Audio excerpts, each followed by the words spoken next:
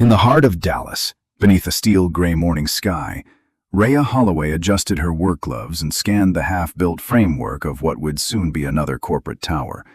The scaffolding rose like skeleton ribs behind her, casting sharp shadows as trucks backed in and forklifts beeped warnings into the air.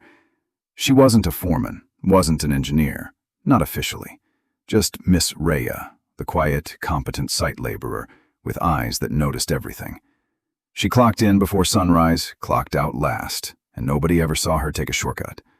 Most assumed she was simply reliable. Few suspected she had once been something more. 2 decades earlier, Raya had topped her class at Prairie View A&M's architecture program, full scholarship, praised for her precision. A Houston firm had her internship ready, but then her mother got sick, stage 4 renal failure. Raya dropped everything to become the caretaker. 1 semester left on her degree. She never went back. 3 younger siblings, bills mounting, and a world that didn't pause for anyone. So she worked. First at a warehouse, then on job sites, where blueprints were in her memory, even if no one ever asked her to draw one again. On this particular Tuesday, Deputy City Manager Paul Keating arrived on site with a film crew. It was supposed to be a quick photo op with the mayor, shake hands, smile for the campaign blog, leave. But as the suited officials posed near the foundation beams, Raya noticed a mistake, a small miscalculation by a junior contractor marking a support post. "That measurement's off," she said, not shouting, just speaking firmly. "If you brace it like that, second floor tension will push the beam out of spec." The foreman blinked. The junior looked startled. Keating turned. "And who are you again?" "Raya Holloway. I've worked here 8 years, studied structural systems before that." Keating raised a brow. He took the tape measure himself, rechecked. She was right, off by exactly 2.5 inches. Enough to cause problems later. Enough to matter. He nodded slowly. "Good catch." The next morning, her site supervisor approached, scratching his head. "City office called. They want to meet with you." Raya felt her chest tighten. Not fear, uncertainty. That afternoon, she stood before a clean glass building downtown, steel clipboard in hand, boots still caked with clay. Inside, Keating greeted her personally. He didn't waste time. "You're not just a worker," he said. "You see structures the way architects do. Ever consider coming back?" She didn't have an answer. Not yet. But for the first time in 20 years, someone wasn't looking through her. They were looking at her, and they saw potential. Raya sat across from Paul Keating in a city office that smelled faintly of lemon polish and ambition. The windows behind him overlooked downtown, a skyline she once dreamed of designing, not just working beneath. Keating leaned forward, hands folded. "We're starting a civic revitalization initiative," he said. "Affordable housing, green spaces, better transit. We need eyes that understand both theory and terrain." Raya said nothing, weighing his words. "You have field instinct, blueprint logic. That's rare." Keating offered her a role, not a title, yet just a trial. A liaison between construction crews and planning teams, temporary, provisional. You'd stay on payroll, but work directly with engineers and zoning boards, input from the ground level. Raya hesitated. It felt unreal. She still lived in a 2-bedroom walk-up with water stains on the ceiling, still sent half her paycheck home. And yet, that part of her brain, the one that measured angles for fun, that solved load problems in her sleep, stirred. She nodded. The first weeks were awkward. In meeting rooms, she was mistaken for admin. Men twice her age cut her off mid-sentence. At job sites, foremen raised eyebrows when she asked about soil density reports or permit sequencing. But she didn't flinch. She showed up early, stayed late, took notes, studied city code like scripture. And when she spoke, she was precise.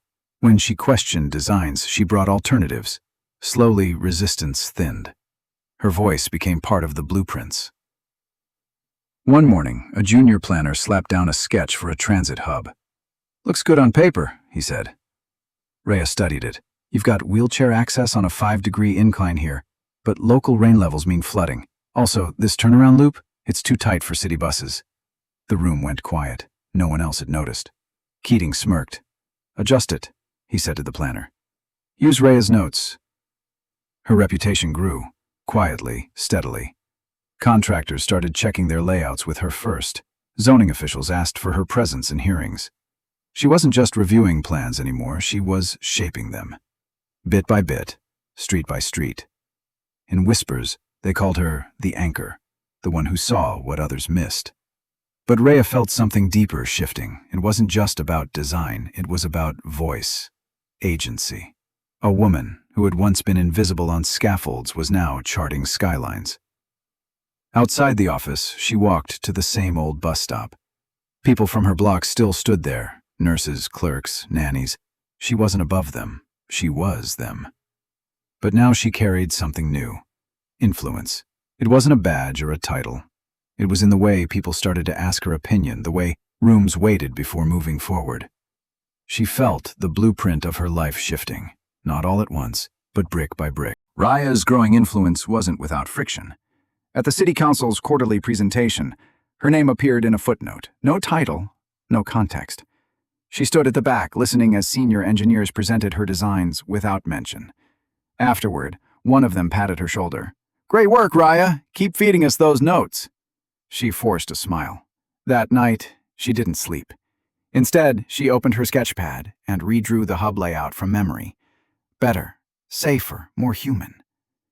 The next morning, she placed the new design on Keating's desk. "This doesn't just meet code," she said. "It respects the people who use it." He stared at it. No defensive words, just a nod. "We'll revise," he said. It was the first time someone above her had acknowledged that the system needed her, not just her labor. But not everyone welcomed the shift. Rumors started that she was favored, that her climb wasn't earned. Raya ignored them, mostly. But late at night, the whispers clung to her thoughts like dust.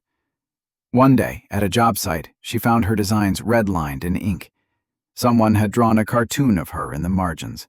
Exaggerated hair, a tape measure around her neck like a noose. It wasn't funny. It was a warning. She didn't cry. She went home, reread her first sketchbooks, and reminded herself why she started. The next day, she walked into the meeting room with full copies of every revision she'd ever submitted, stapled, labeled, time-stamped. "This is the work," she said.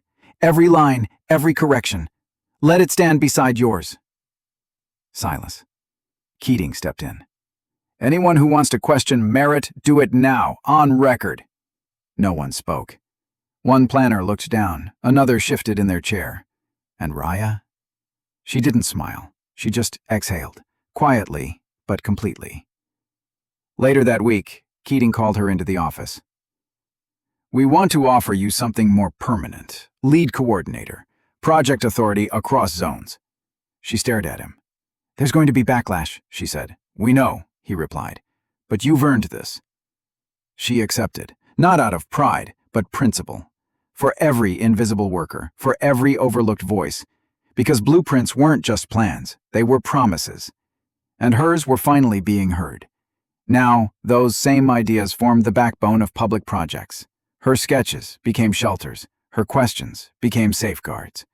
She had learned the terrain, and now, she was helping to redraw the map. Months after the public launch, Raya's name wasn't just whispered among interns or junior staffers anymore. It was spoken with intent in boardrooms and echoed in policy meetings. Her urban designs began appearing in municipal briefings. Neighborhoods once overlooked were now sketched with her signature style. Compact, breathable, honest. What had once been a sidelined sketchbook was now a blueprint for inclusive development. It wasn't fast. It wasn't easy. But every rejected proposal, every scoff, every email ignored, she remembered it. And now those same ideas formed the backbone of public projects. Her sketches became shelters. Her questions became safeguards. She had learned the terrain, and now she was helping to redraw the map. Still, Raya kept her humility. She commuted the same way. She held her morning coffee with the same two hands that once trembled presenting in crowded halls. But something had shifted. In quiet corners of the city, benches had her imprint. Playgrounds bore curves only her drafts knew. And in meetings where before she'd barely been acknowledged, now executives paused to ask her opinion. One afternoon during a citywide forum on equitable design, Raya was invited to speak. She wore the same blazer from her intern days, not out of nostalgia, but because it reminded her of who she had been. She stepped up to the podium, took a breath, and began not with accolades, but with the story of a lunchroom and a blueprint discarded too soon. The room listened, and when she finished, there was no grand applause, just a deep silence, the kind that came from impact. Afterwards, a young student approached her. "How did you know they'd listen?" Raya smiled softly. "I didn't," she said. "I just stopped waiting for permission." Later that week, her story was picked up by an architecture journal, then another. Not for the elegance of her design, but for the resilience in her journey. She became a guest lecturer, then a mentor. Her inbox shifted from ignored submissions to heartfelt messages from young planners across the country. They weren't asking for blueprints. They were asking how to be heard. And Raya always gave the same advice. Start anyway. Share the plan. Even if they don't look up. Because someday, someone will. In the years that followed, Raya became more than a planner. She became a reference, an ethos. Proof that design was not about concrete and cost, but about care. And her greatest legacy wasn't a structure or a project. It was a shift, a subtle change in how the city saw its people. Not as numbers, but as neighbors. Not as data, but as stories worth sheltering.